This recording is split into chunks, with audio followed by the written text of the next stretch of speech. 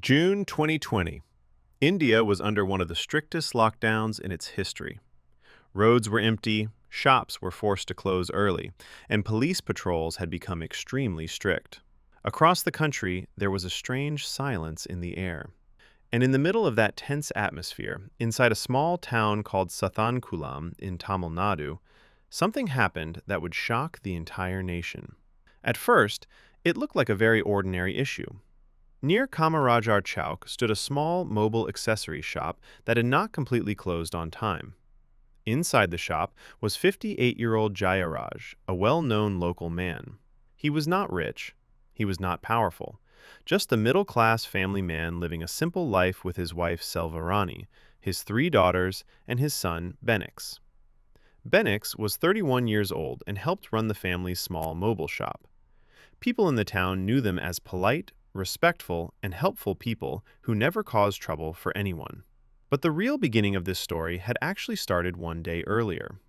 On June 18th, a few daily wage workers were standing near a shop waiting to collect their salaries.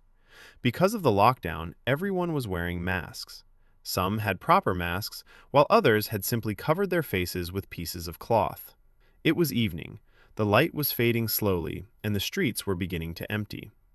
That was when a police jeep arrived. The officers stepped out and immediately started asking the workers to leave the area. The situation quickly became tense.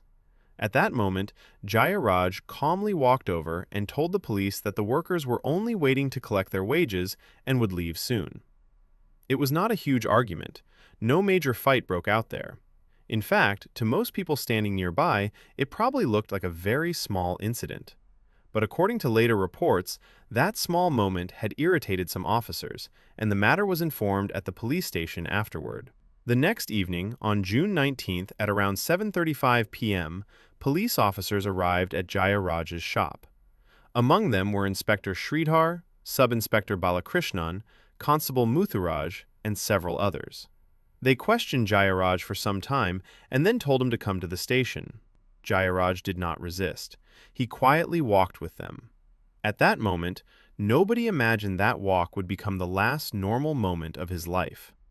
When Benix heard that his father had been taken to the station, he immediately rushed there along with a few friends. They waited outside, trying to understand what was happening inside. At first, everything seemed normal, but slowly, disturbing sounds began coming from inside the station. Loud voices, harsh shouting, and sounds that people later described as cries of pain. Then, Sub-Inspector Balakrishnan came outside and called Benix into the station. The moment Benix walked inside, everything changed.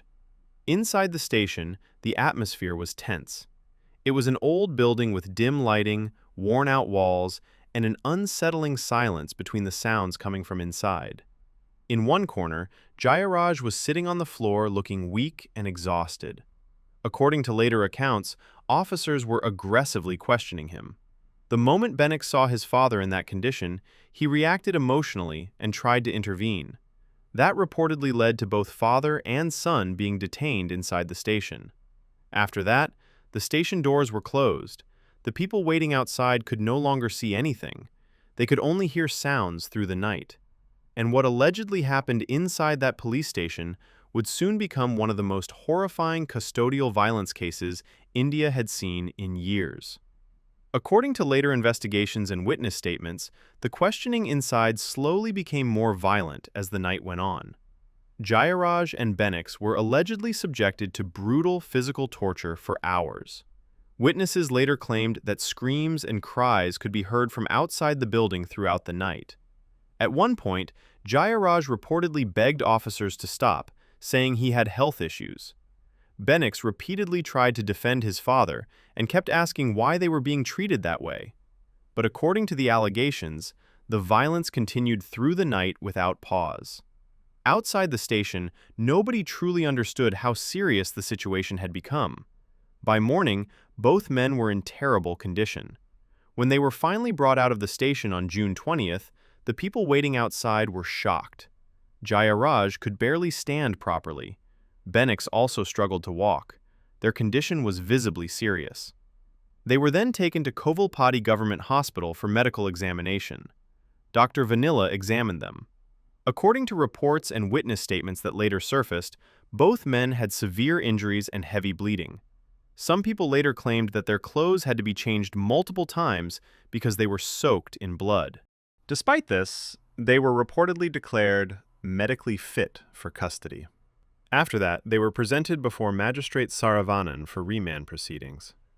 Because of COVID restrictions, the process reportedly happened outside the magistrate's residence instead of inside a courtroom. Later reports stated that the magistrate observed them only from a distance before approving remand. That single decision changed everything. From there, Jayaraj and Benix were shifted to Kovilpati sub-jail, nearly 100 kilometers away. Even the journey itself became painful because both men were already badly injured.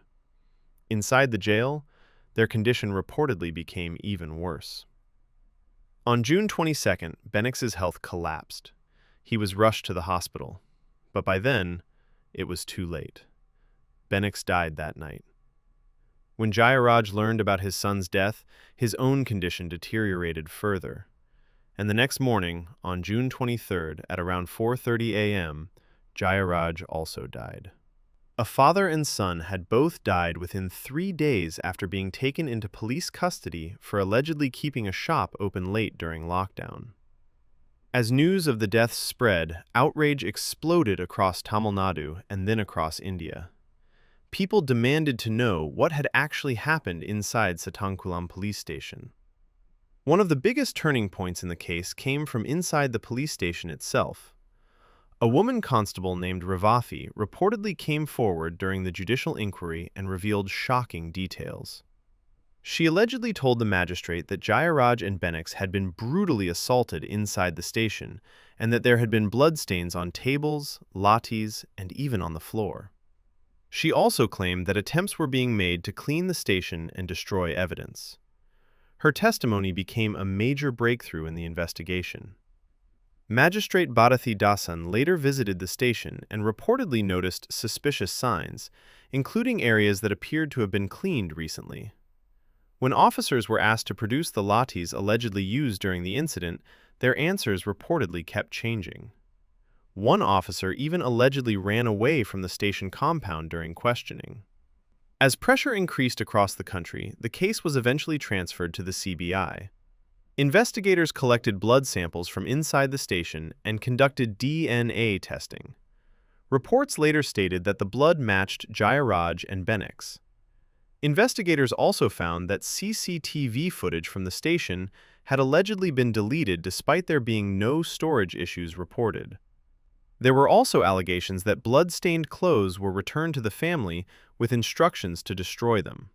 All these developments pointed toward a possible attempt to hide evidence after the incident. Several police officers were arrested in connection with the case, including Inspector Sridhar, S.I. Balakrishnan, Mutharaj, Murugan, Raghav Ganesh. Another officer, Special S.I. Paul Durai, later died due to COVID. The case then entered a long legal battle. Witness testimonies, medical records, forensic reports, and DNA evidence were presented before the court over several years. The defense argued that the injuries were natural and claimed Jayaraj had existing health problems. But prosecutors argued that the evidence clearly pointed toward repeated assault and custodial violence. Finally, years later, in April 2026, the courtroom fell silent as the verdict was read.